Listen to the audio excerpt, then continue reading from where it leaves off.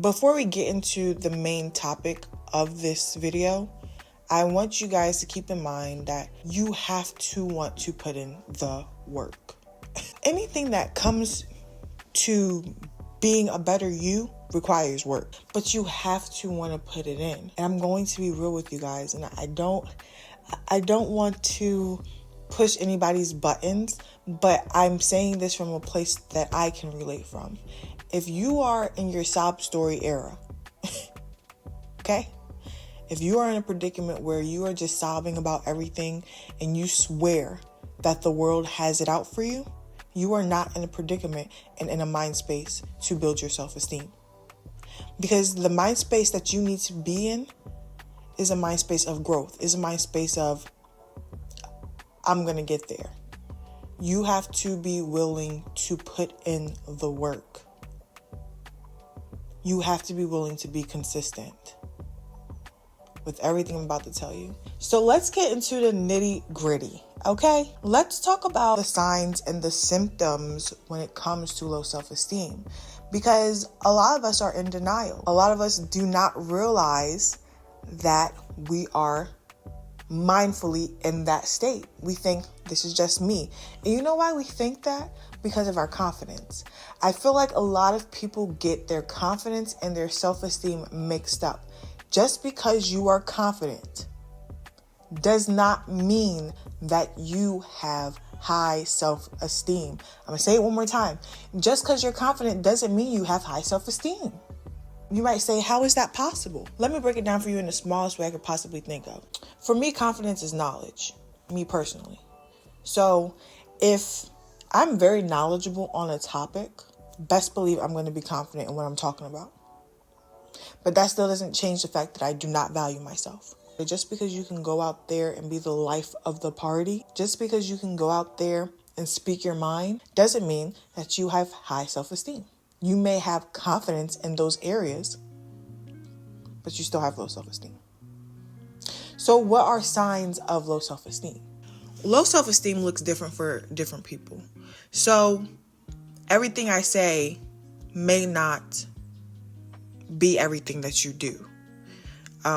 Only you can know what it is, but in order for you to know, you have to be honest with yourself. And sometimes we're not capable of eating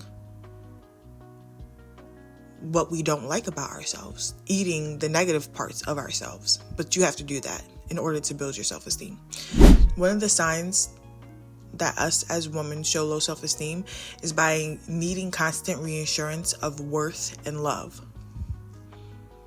This is mainly seen in relationships where you need constant reassurance from your partner that you are worthy of love. I immediately thought about the love languages. And they say one of your love languages is reassurance. I don't know, y'all. I'm kind of looking at that differently now.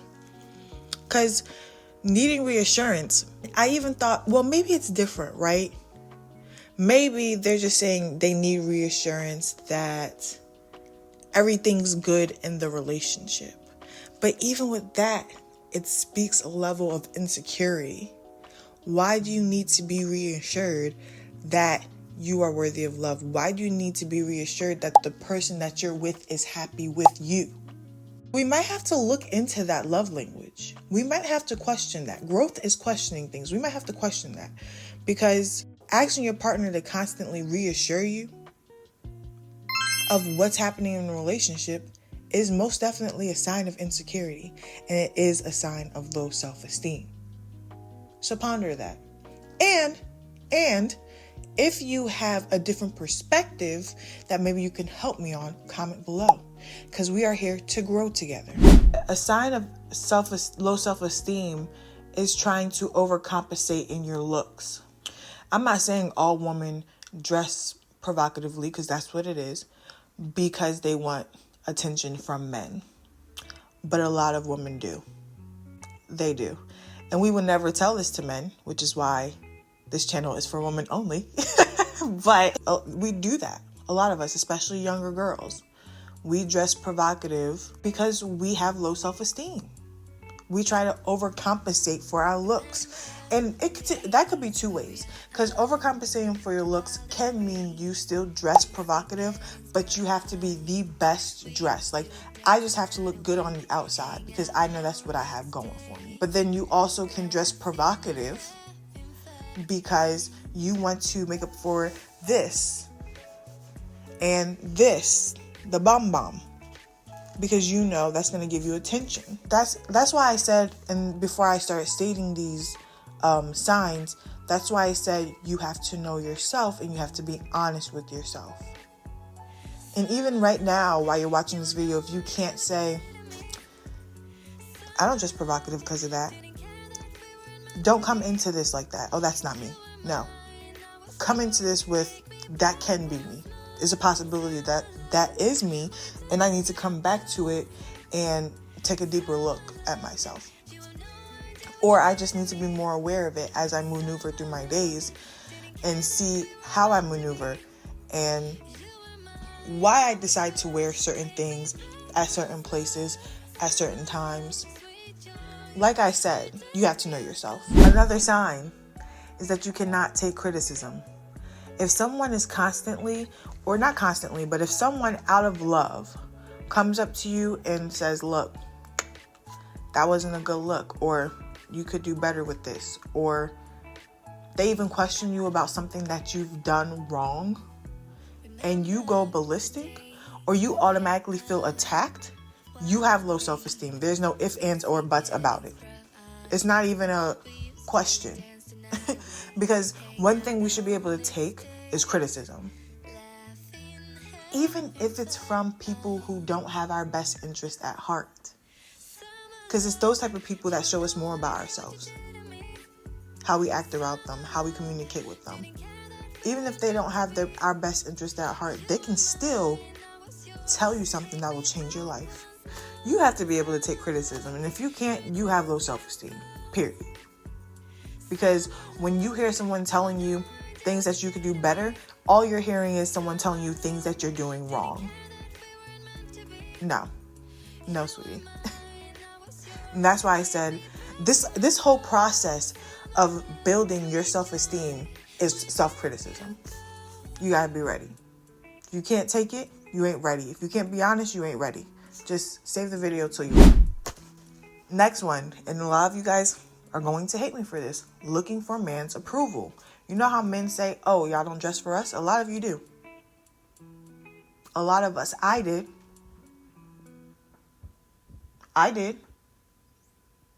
And I've been around tons of women who do, but swear they don't. Like I said, we don't gotta tell them. This is for us. That's why this channel is for women. We don't gotta tell them. They don't gotta know. We got growth we gotta do. It's okay. We're all human, right? But a lot of us look for a man's approval. If you are constantly looking for a man's approval, and this can stem from what the science was saying about childhood traumas, lack of a father. And or if you have a father, lack of a good father figure, lack of a man who has showed you how you're supposed to be loved. It's not your fault. It's not our fault, right? Because you can still have a father in your life and he still not be the best. Another sign of a low self-esteem is how people treat you. Let me explain something to you. I have allowed people to drag me through the mud. And I am still in my healing area, y'all, because it makes me mad to this day.